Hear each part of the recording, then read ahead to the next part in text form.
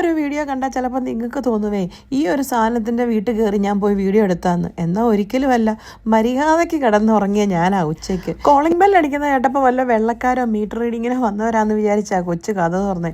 ദേ നോക്കിയപ്പോൾ ഒരെണ്ണം. ഈ ഒരെണ്ണം മാത്രമൊന്നുമല്ല കേട്ടോ, എൻ്റെ ഉറക്കത്തെ നശിപ്പിക്കാൻ വേണ്ടി 2 എണ്ണത്തിനെ പടച്ചു വിട്ടേക്കുക. ഇതിൻ്റെ കിടപ്പും പരുവവും കണ്ടാൽ തോന്നി ഇതേണ്ട് പാരലൈസ് ആയിട്ട് കിടക്കുന്നെന്ന്. എന്താ കിടപ്പല്ലേ.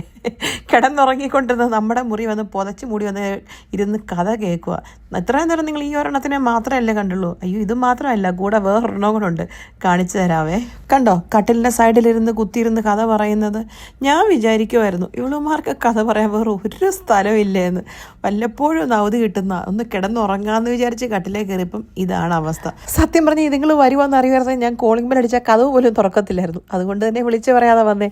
നിങ്ങൾക്കുണ്ട് ഇതുപോലത്തെ ഫ്രണ്ട്സ്? ഏത് സമയത്ത് നിങ്ങളുടെ വീട്ടിൽ പറയാതെയും ചോദിക്കാതെയും വരാൻ സ്വാതന്ത്ര്യമുള്ളവർ? അതൊരു ഭാഗ്യമല്ലേ. ഞാൻ നാട്ടിൽ നിന്ന് വന്നിട്ട് ലീവ് കഴിഞ്ഞിട്ട് ഇതുവരെ കണ്ടില്ലെന്നും പറഞ്ഞിറങ്ങിയതാ. എന്ന് കരുതി ഞാൻ ജോലിക്ക് കയറാതൊന്നും ഇരുന്നില്ല. പക്ഷേ ഞങ്ങൾ 3 കൂടെ ഒന്നിച്ച് ഇതുവരെ ഒരു ജോലി വന്നിട്ടില്ല. അതുകൊണ്ട് കാണാൻ വേണ്ടിയിട്ട് ഇറങ്ങിയതാ കേട്ടോ. പക്ഷെ ഉറങ്ങിക്കിടന്ന് എന്നെ ശല്യപ്പെടുത്തിയോണ്ട് ഇനി ഫ്ലാറ്റ് മാറേണ്ടി വരുമോ എന്ന് ചിന്തിച്ചുകൊണ്ടിരിക്കുവാ ഞാൻ. അല്ല ഇപ്പം എന്നെ ചെയ്യാനാന്നേ.